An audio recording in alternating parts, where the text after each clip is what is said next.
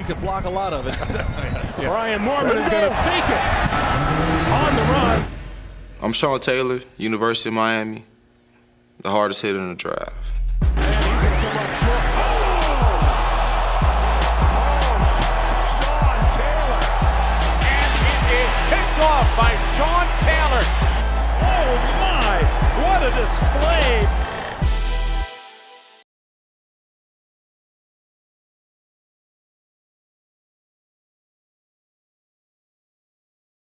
And he is still quick enough, stealth enough to be able to hide and disguise things. Cam Chancellor, it's as big as any linebacker, delivered the blow. Battle Washington. It is intercepted by Earl Thomas. He could play the linebacking position and has played that position. And Chancellor, he is the enforcer.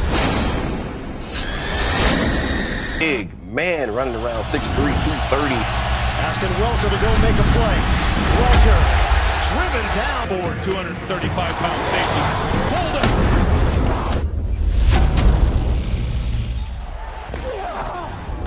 Number one defense trying to do better. Fatality.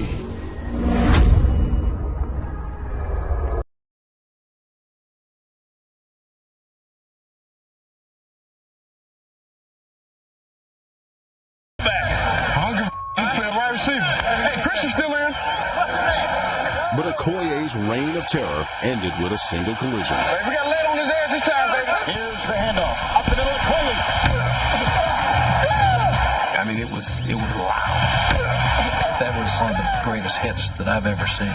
And a Christian Okoye, for the first time in his life, went backwards. He stood over the guy and taunted him. Second down and 8, pitch to Green. And what a hit by Denver. That was Steve Atwater, and now the ball is loose. And this is Elijah Alexander. Caused it. Watch him come up, and it's not even that he hits the back. He hits the lead blocker. Fenner knocks him back. Harold Green knocks.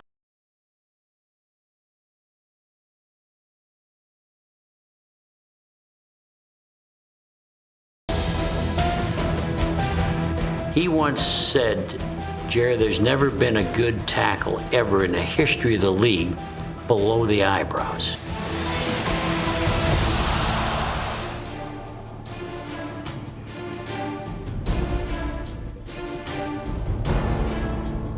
He was the first guy to tackle with the face mask. The play wasn't successful unless he ripped your helmet off. So they made a rule. He then became, it was called the Night Train Lane necktie tackle. It was a clothesline. They then said the clothesline was illegal. You cannot do that. So then he decided that he would take his forearm, and as you came and he went to attack you, he would try to bust you. And he once said, if I could hit the man so hard and broke my arm, that would be a great play.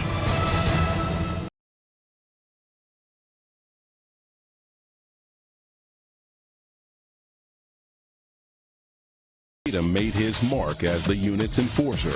I play a hard-hitting game. I just like to have receivers think about me a little bit while they're trying to catch the ball. Football was different back then. A lot of his hits were legal that would not be legal today. Jack Tatum was a great tackler, and some called him a dirty tackler, and I won't do that. I don't think he is. I think it's a big factor if you can get a receiver thinking about you, but then he can't be concentrating on you and the ball at the same time. Jack Tatum wanted to be known as the one guy to ever play the game. Maybe Tatum's biggest hit came on football's biggest stage when, in Super Bowl 11, he launched into the Vikings' Sammy White. Great hit, wasn't it? That right there alone should put Jack at #1. Have you ever seen that in football? Guy gets hit so hard his equipment comes off.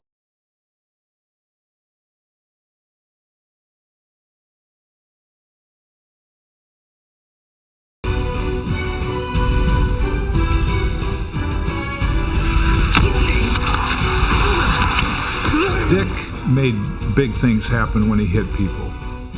I mean, that's the one thing that he could do to change the game. It was just awesome.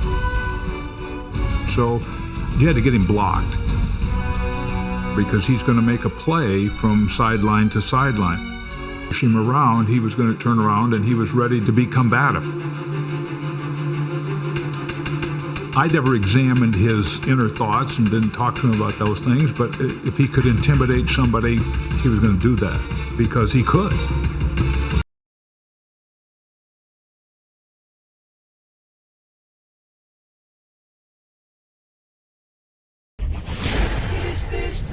All the haters and doubters, we gon' show them. Brian Dawkins interception. Is this just fantasy? The all-time leader in games played for the Eagles will play for a new team. Escape from reality.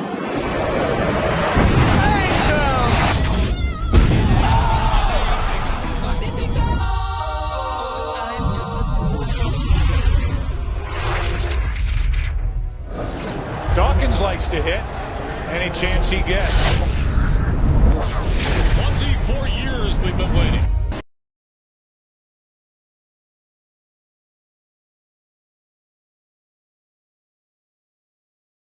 Athleticism and sheer relentlessness made him a new kind of linebacker, one the league had never seen and could rarely stop.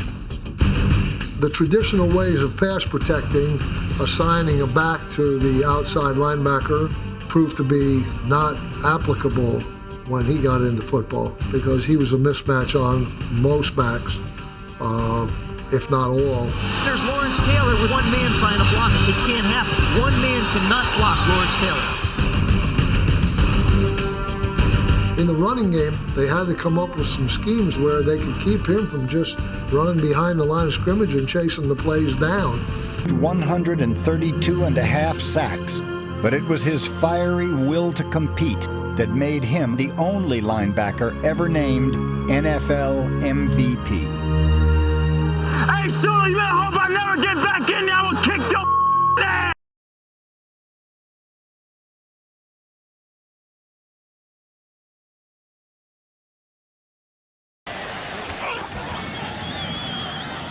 Sanchez throws middle. What a shot by Lewis on Dustin Keller. And this is a hard knock.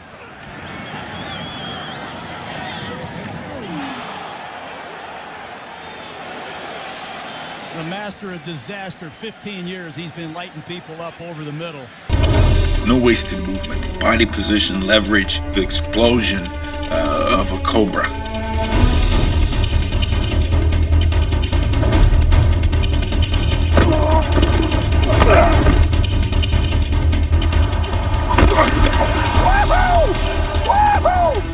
What determines who's better or not is the heart. Am I just trying to get there to make a play? Or am I trying to get there to break your will? Remember, Ed Reed lurks in the secondary. He's going to throw it, and out of the backfield is Ahmad Hall. Hall with a first down and a titanic collision.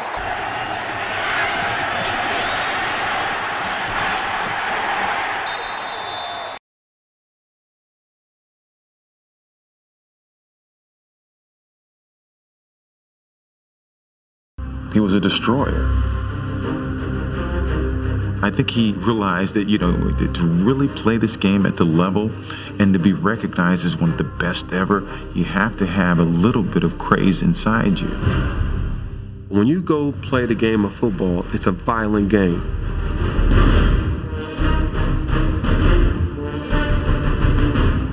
Can you be psychotic and yet under control?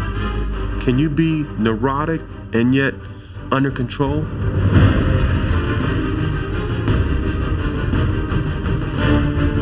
He wanted to hurt you. He wanted to hurt your family that was listening. He wanted the entire family to be upset and worried. I mean, that's just the way he played. He would sacrifice his body